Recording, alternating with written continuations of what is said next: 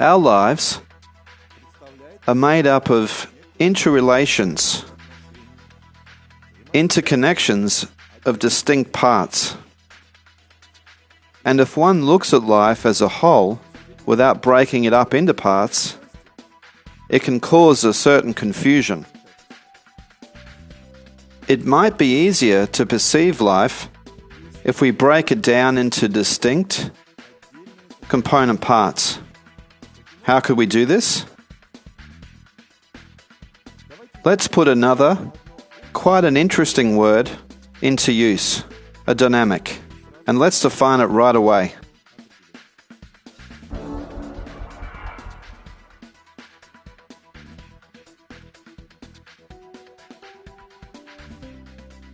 So, it's sort of an inner motivating impulse, an impulse to survive.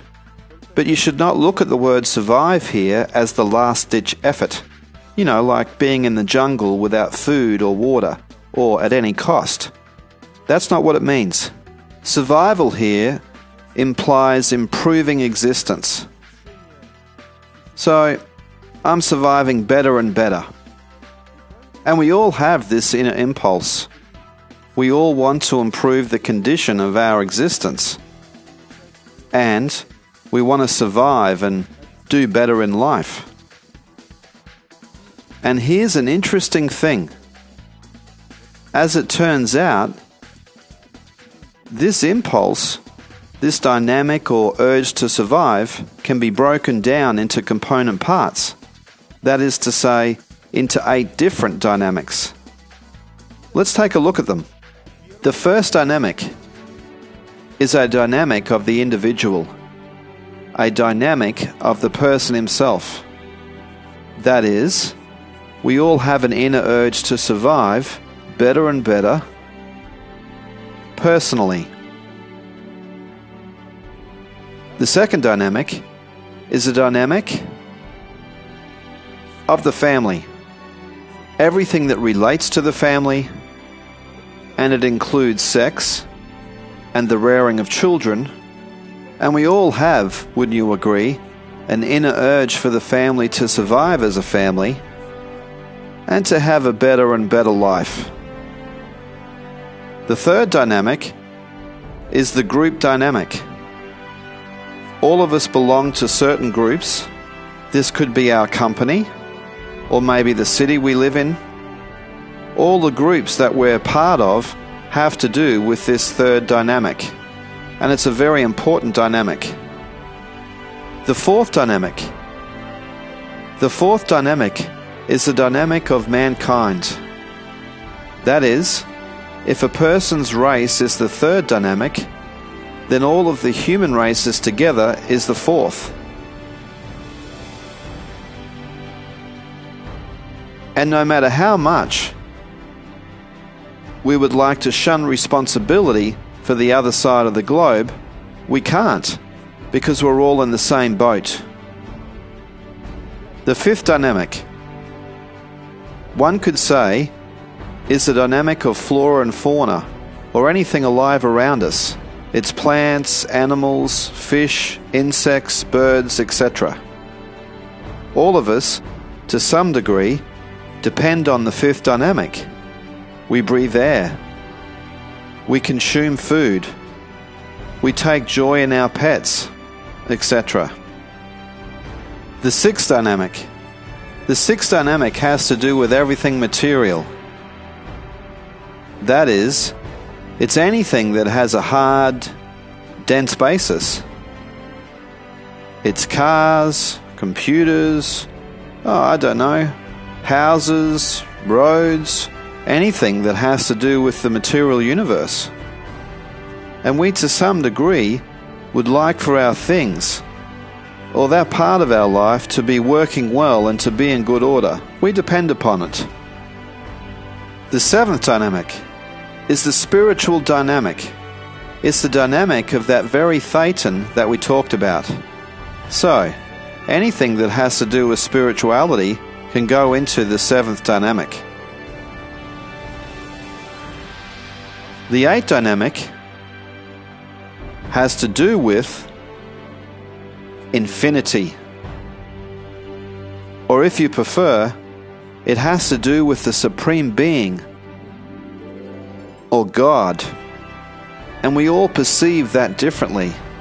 And note that the eighth dynamic is an 8 turned on its side, which symbolizes infinity.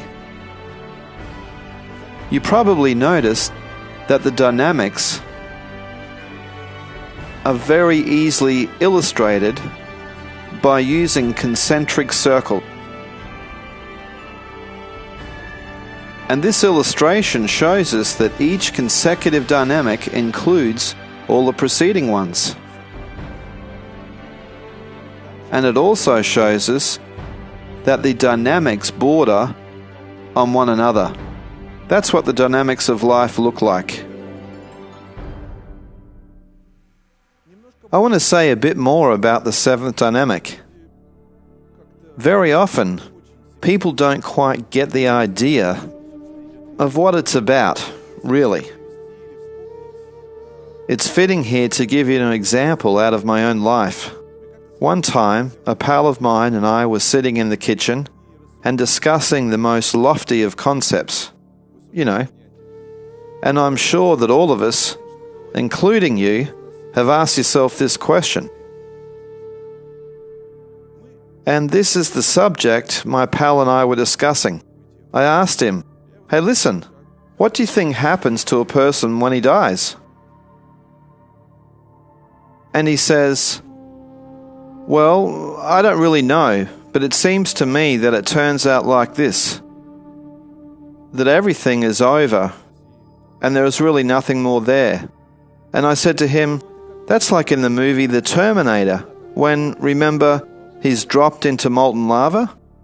And it all comes down to this point, this final point, and then there is blackness."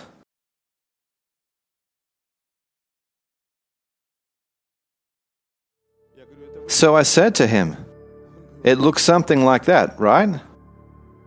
And he says, "Well, yeah, sort of." And I told him this,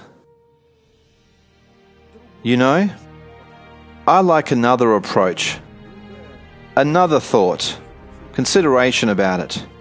And this is what I said. But now really pay attention to what I'm about to tell you.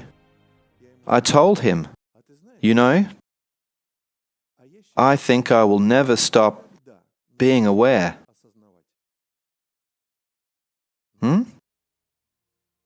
Now tell me, what is more important to you? The blackness, or I'll never stop being aware? You see, our attitude towards life, the way we see it today, is really important. If you remember, there was probably a time when you were kids and you walked outside and it was raining and you'd say, "Wow, it's raining." And now you go outside and it's raining, the same rain, but you say, "Oh, it's raining." That's your attitude towards life. And that's the seventh dynamic. Do you see how important it is to have the right concept? Because when you set the goal for your life, then the person who has the idea that it all comes down to a point, what goal will he set? He sets a goal for his life, and the rest can go to hell in a balloon. So if a person thinks in such a way, what do I care if there's a great flood after my time? He will plan accordingly. That's why certain people in our society have pretty destructive goals. Here's an eternal question. What is good or what is evil? That's just like the never-ending argument about what came first, the chicken or the egg. Same thing here. You could discuss for hours this subject without any answers.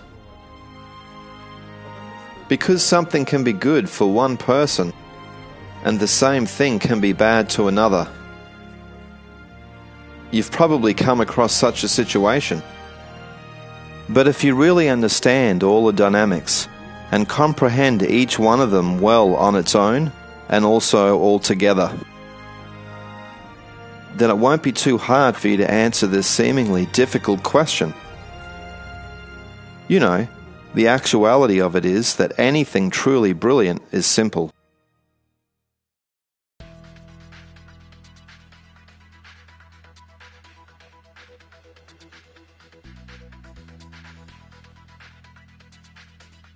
So, the right solution of any problem would be a decision that would be that solution which would bring the most good to the most number of dynamics. And, inversely, the wrong one would be that decision that would be the least good for the least number of dynamics. Alright, let's take demolishing a one-story building. Well, you would think that this is a destructive action. So it's bad, isn't it? But if we want to build a large, comfortable, multi-story house for many in the same place, we have to break or demolish some small one-story building. It would seem then that demolishing this small house would be the right thing. And conversely, it might seem that if someone decides to manufacture or sell alcohol, then at a first glance it might seem that it's a profitable enterprise that brings good profit to that company or to the government. Remember that alcohol sales is a very significant income source for the government, and it isn't without reason that at one time there was a discussion if the government should have a monopoly on selling spirits, because it's very profitable.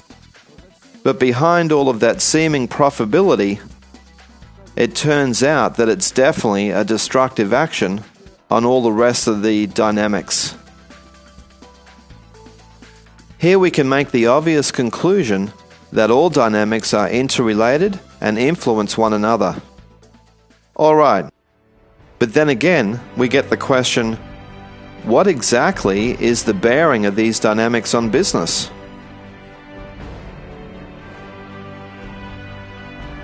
You know, business fits into the overall picture of life, and as you know, it's quite an important part of it.